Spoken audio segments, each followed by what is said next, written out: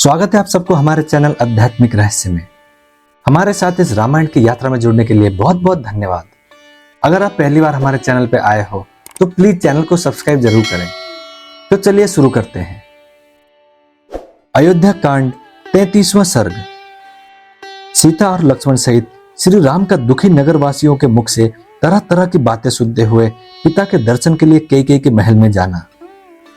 विदेह कुमारी सीता के साथ श्री राम और लक्ष्मण ब्राह्मणों को बहुत सा धन दान करके वन जाने के लिए उद्यत हो पिता का दर्शन करने के लिए गए।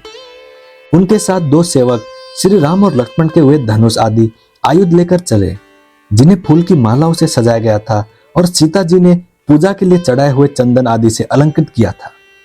उन दोनों के आयुधों की उस समय बड़ी शोभा हो रही थी। उस अवसर पर धनी लोग प्रासादों, राजभवनों तथा विमानों की ऊपरी छतों पर चढ़कर उदासीन भाव से उन तीनों की ओर देखने लगे। उस समय सड़कें मनुष्यों की भीड़ से भरी थी, इसीलिए उन पर सुगमता पूर्वक चलना कठिन हो गया था। अतः अधिकांश मनुष्य प्रासादों पर चढ़कर वहीं से दुखी होकर श्री रामचंद्र जी की ओर देख रहे थे। श्री राम को अपने छोटे भाई लक्ष्मण और पत्नी सीता के साथ पैदल जाते देख बहुत से मनुष्यों का हृदय शोक से व्याकुल हो उठा।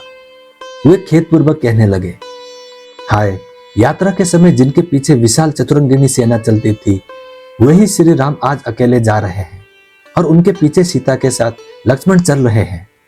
जो ऐश्वर्य के सुख का अनुभव करने वाले तथा भोग्य वस्तुओं के महान भंडार थे, जहां सबकी कामनाएं पूर्ण होती थी, वही श्री राम आज धर्म का गौरव रखने के लिए पिता की बात झूठी करना नहीं चाहते हैं। ओह, पहले जिसे आकाश में विचरने वाले प्राणी भी नहीं देख पाते थे, उसी सीता को इस समय सड़कों पर खड़े हुए लोग देख रहे हैं। सीता अंगराग सेवन के योग्य है, लाल चंदन का सेवन करने वाली है। अब वर्षा, गर्मी और सर्दी शीघ्र ही इनकी अंगों की कांति फीकी कर देगी। निश्चय ही आज राजा दशरथ किसी पिशाच के आवेश में पड़कर अनुचित बात कह रहे हैं, क्योंकि अपनी स्वाभाविक स्थिति में रहने वाला कोई भी राजा अपने प्यारे पुत्र को घर से निकाल नहीं सकता। पुत्र यदि गुणहीन हो तो भी उसे घर से निकाल देने का साहस कैसे हो सकता है? फिर जिसके केवल चरित्र से ही ये सारा संसार वशीभूत हो जाता है, उसको वनवास देने की तो बात ही कैसे की जा सकती है? क्रूरता का अभाव, दया, विद्या, शील, दम और सम, ये 6 गुण नरश्रेष्ठ श्री राम को सदा ही सुशोभित करते हैं।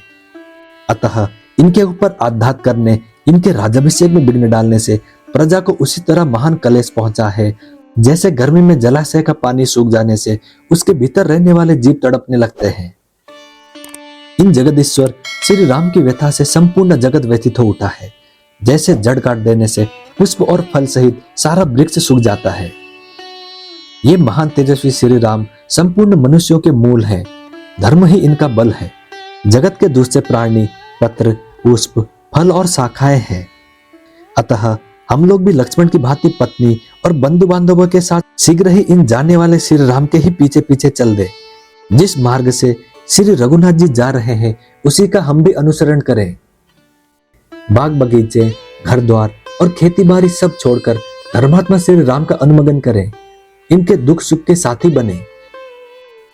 हम अपनी घरों की गड़ी हुई निधि निकाले, आंगन की फर्श खोद डाले, सारा धन धान्य साथ ले चले, सारी आवश्यक वस्तुएं हटा ले, इनमें चारों ओर धूल भर जाए। देवता इन घरों को छोड़कर भाग जाए। चूहे बिल से बाहर निकलकर इनमें चारों ओर दौड़ लगाने लगे और उनसे ये घर भर जाए। इनमें न कभी आग जले, न पानी रहे और न झाड़ ही लगे। यहाँ बलि, वैश्यदेव, यज्ञ, मंत्र पाठ, ओम और जप बंद हो जाए, मानो बड़ा भारी अकाल पड़ गया हो। इस प्रकार ये सारे घर ढह जाए। इनमें टूटे बर्तन बिखरे पड़े हों और हम सदा के लिए इन्हें छोड़ दें। ऐसी दशा में इन घरों पर कैकेयी आकर अधिकार कर ले। जहां पहुंचने के लिए श्री रामचंद्र जी जा रहे हैं वो वन ही नगर हो जाए और हमारे छोड़ देने पर यह नगर भी वन के रूप में परिणत हो जाए। वन में हम लोगों के भय से सांप अपने बिल छोड़कर भाग जाए। पर्वत पर रहने वाले मृग और पक्षी उसके शिखरों को छोड़ दें तथा हाथी और सिंह भी उन वनों को त्याग कर दूर चले जाएं।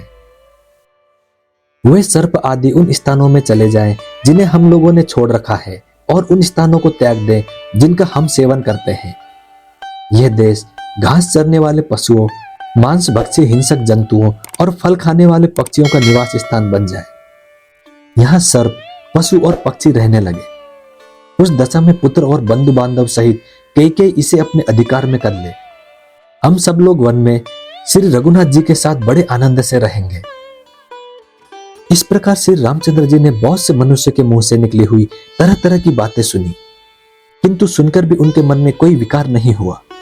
मतवाले गजराज के समान पराक्रमी धर्मात्मा श्री राम पुनः माता कैकेयी के कैलाश शिखर के सुदृश्य सुरभ भवन में गए। विनयशील वीर पुरुषों से युक्त उस राजभवन में प्रवेश करके उन्होंने देखा सुमंत्र पास से दुखी होकर खड़ी है। पूर्वजों की निवास भूमि अवध के मनुष्य वहां शोक से आतुर होकर खड़े थे। उन्हें देखकर भी श्री राम स्वयं शोक से पीड़ित नहीं हुए। उनके शरीर पर व्यथा का कोई चिन्ह प्रकट नहीं हुआ। वे पिता की आज्ञा का विधिपूर्वक पालन करने की इच्छा से उनका दर्शन करने के लिए हंसते हुए से आगे बढ़े। शोकाकुल रूप से पड़े हुए राजा के पास जाने वाले महात्मा महामना इक्ष्वाकु कुल नंदन श्री राम वहां पहुंचने से पहले सुमंत्र को देखकर पिता के पास अपने आगमन की सूचना भेजने के लिए उस समय वहीं ठहर गए। पिता के आदेश से वन में प्रवेश करने का बुद्धिपूर्वक निश्चय करके आए हुए धर्मवत्सल श्री रामचंद्र जी सुमंत्र की ओर देखकर बोले, आप महाराज को मेरे आगमन की सूचना दे दें। इस प्रकार श्री वाल्मीकि निर्मित आर्ष रामायण आदि काव्य के अयोध्या कांड में 33वां सर्ग पूरा हुआ। मैं उम्मीद करता हूं श्री राम जी आपकी सारी मनोकामनाएं पूरी करें। जय श्री राम, जय हनुमान।